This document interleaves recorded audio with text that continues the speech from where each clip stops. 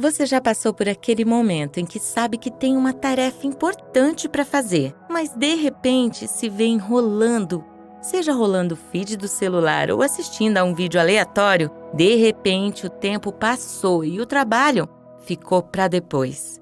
No vídeo de hoje vamos descobrir o que acontece no nosso cérebro que nos leva a procrastinar e como podemos evitar isso.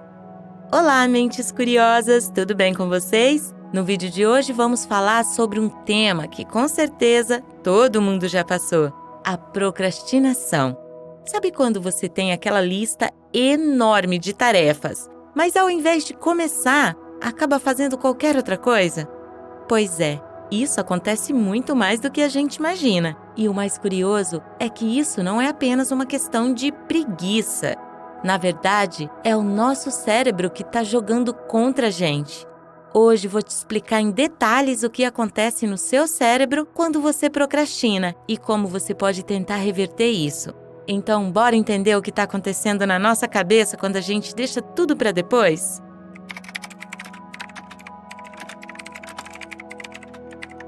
A procrastinação não é só aquela simples ideia de adiar as coisas. Ela é um comportamento mais complexo que envolve várias partes do nosso cérebro trabalhando ou não juntas. Todo mundo já procrastinou, seja no trabalho, nos estudos ou até em algo simples como arrumar a casa.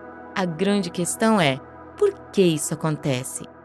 Na teoria, procrastinação é o adiamento de uma ação que você sabe que deve ser feita. O engraçado é que, quando procrastinamos, a gente sabe que vai acabar sofrendo com isso mais tarde, seja ficando com menos tempo para concluir uma tarefa ou aumentando a pressão e o estresse.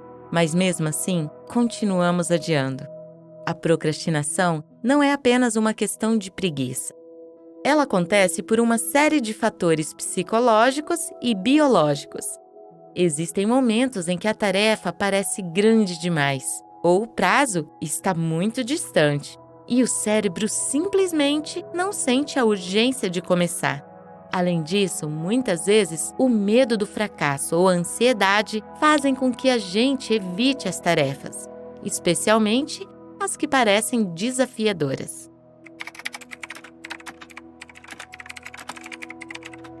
Agora vamos entender o que acontece no nosso cérebro nesse momento. Existem duas partes principais do cérebro que estão diretamente envolvidas no processo de procrastinação: a amígdala e o córtex pré-frontal. Essas duas áreas vivem em uma batalha constante. A amígdala é uma das partes mais primitivas do nosso cérebro e está envolvida em controlar as emoções e em nos proteger de perigos. Ela é responsável por buscar recompensas imediatas e evitar desconforto. Então, quando você está prestes a iniciar uma tarefa difícil, a amígdala pode detectar isso como algo desconfortável ou ameaçador, o que faz com que você se desvie para algo mais prazeroso, como assistir um vídeo ou checar as redes sociais.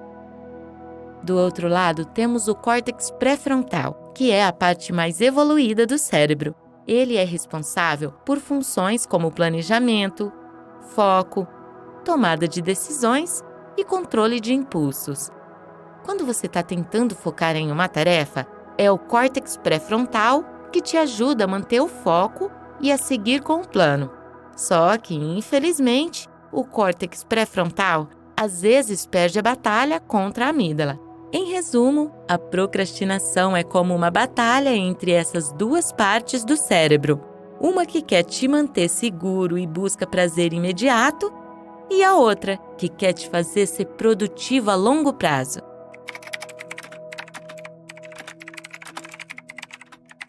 Outra peça-chave da procrastinação é a dopamina, um neurotransmissor que é liberado pelo nosso cérebro quando fazemos algo que nos traz prazer.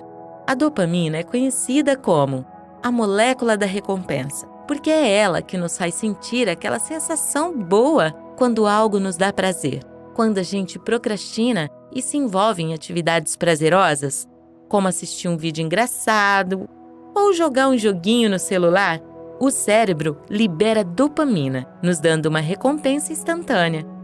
O problema é que esse prazer é de curto prazo. Logo depois vem a culpa, a ansiedade e a tarefa continua lá, esperando para ser feita.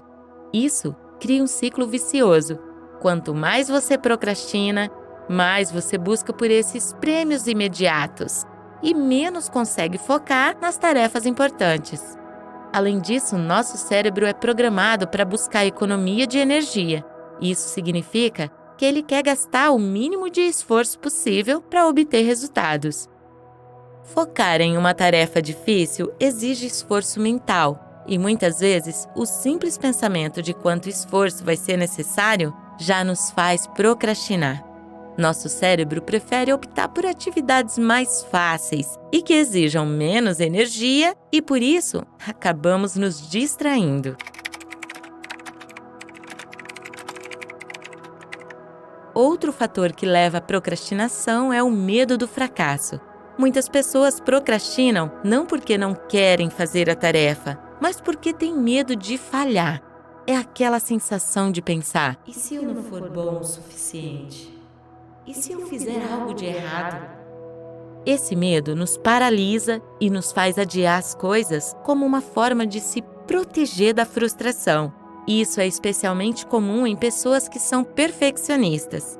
Elas têm tanto medo de que o trabalho não saia perfeito que preferem nem começar ao invés de encarar a possibilidade de errar. Só que, ao procrastinar, o que acontece?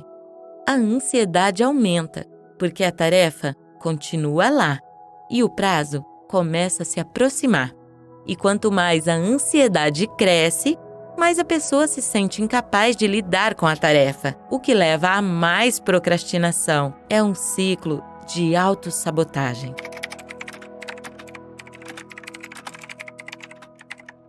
Agora que você já entendeu o que está acontecendo no seu cérebro, vamos falar sobre como sair desse ciclo. Não é fácil, mas existem algumas estratégias que podem ajudar a vencer a procrastinação. Dica 1. Divida a tarefa em partes menores. Muitas vezes, o que nos faz procrastinar é o tamanho da tarefa. Quando pensamos em algo muito grande ou complexo, o cérebro entra em pânico e tenta evitar isso. Uma técnica eficaz é dividir a tarefa em partes menores e mais gerenciáveis. Se você tem um projeto grande para entregar, divida-o em pequenas etapas e foque em uma coisa de cada vez. Isso diminui a sensação de sobrecarga e torna a tarefa mais fácil de começar. Dica 2. Use a técnica Pomodoro. Essa técnica envolve trabalhar em blocos de tempo. Funciona assim: você trabalha 25 minutos e depois faz uma pausa de 5 minutos. Após 4 ciclos, faça uma pausa maior. Esse método ajuda a manter o foco e cria um senso de urgência, o que faz com que o cérebro se concentre melhor durante esses 25 minutos. Dica 3. Recompensas após cada etapa. Uma boa maneira de hackear o seu cérebro é usar o sistema de recompensa a seu favor. Em vez de buscar recompensas imediatas e procrastinar, você pode estabelecer pequenas recompensas depois de concluir uma tarefa. Por exemplo, depois de 30 minutos de trabalho focado, você pode permitir assistir a um vídeo ou fazer uma pausa.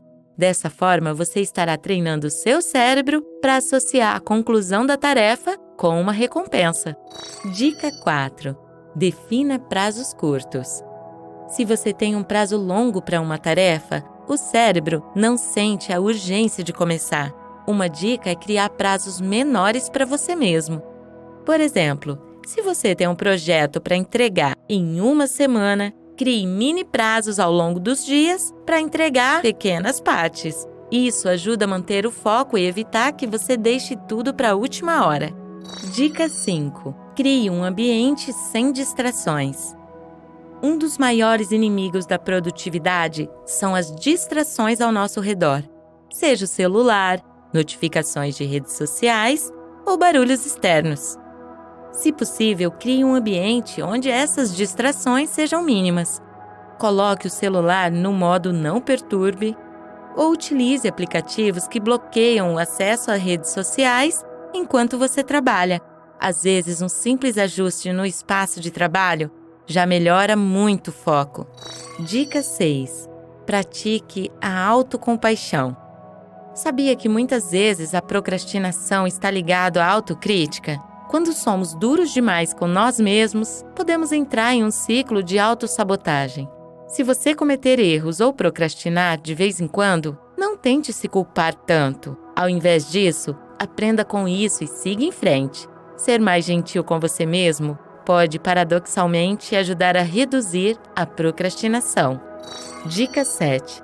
Adote o princípio da ação mínima. Esse truque é simples, mas eficaz. Quando estiver com muita dificuldade para começar uma tarefa, defina uma ação mínima que você pode realizar, algo que leva apenas 5 minutos. Muitas vezes, quando começamos uma tarefa, acabamos engajando nela mais do que o previsto. O importante é quebrar a inércia inicial. Pode ser algo tão simples como abrir o documento que você precisa editar ou escrever as primeiras linhas de um texto. Dica 8. Tenha uma lista de tarefas diárias realista. Muitas vezes, a procrastinação acontece porque nossa lista de tarefas é simplesmente longa demais e nos sentimos sobrecarregados. Experimente criar uma lista de tarefas com 3 a 5 itens principais por dia. Isso dá uma sensação de controle e ajuda a manter o foco no que realmente é importante. Evitar listas intermináveis reduz a sensação de estagnação. Agora, antes da gente encerrar, deixa eu te falar algo importante. A procrastinação não é um problema insuperável, mas ela exige um pouco de autocuidado e paciência com nós mesmos. Não adianta se culpar ou tentar resolver tudo de uma vez. O segredo está em pequenas mudanças consistentes. Aprenda a se observar, reconheça quando está prestes a procrastinar e, ao invés de se punir, procure entender o que está te bloqueando naquele momento. Pode ser o medo de falhar, uma sensação de sobrecarga ou até a simples vontade de evitar desconfortos. Aceitar esses sentimentos e trabalhar com eles, ao invés de lutar contra eles, vai te ajudar a seguir em frente com mais leveza. Quando você começa a perceber seus próprios gatilhos, fica mais fácil planejar suas tarefas de uma maneira que funcione para você, sem pressão. Lembre-se, é sobre progresso, não perfeição. Então, pessoal, agora vocês já sabem por que a gente procrastina e o que está acontecendo no nosso cérebro quando isso acontece. Não é só preguiça, é uma combinação de fatores biológicos e emocionais que muitas vezes nos atrapalham, mas com algumas técnicas simples, a gente consegue enganar o cérebro e, aos poucos, retomar o controle das nossas tarefas. Agora eu quero saber de vocês. Qual é a maior dificuldade que você tem com a procrastinação? O que mais te faz adiar as coisas? Deixa aqui nos comentários e já aproveita para me dar uma sugestão de tema para o próximo vídeo. Agora, com licença, eu vou ali organizar o meu planejamento para o próximo vídeo, porque procrastinar não dá, né? Até o próximo!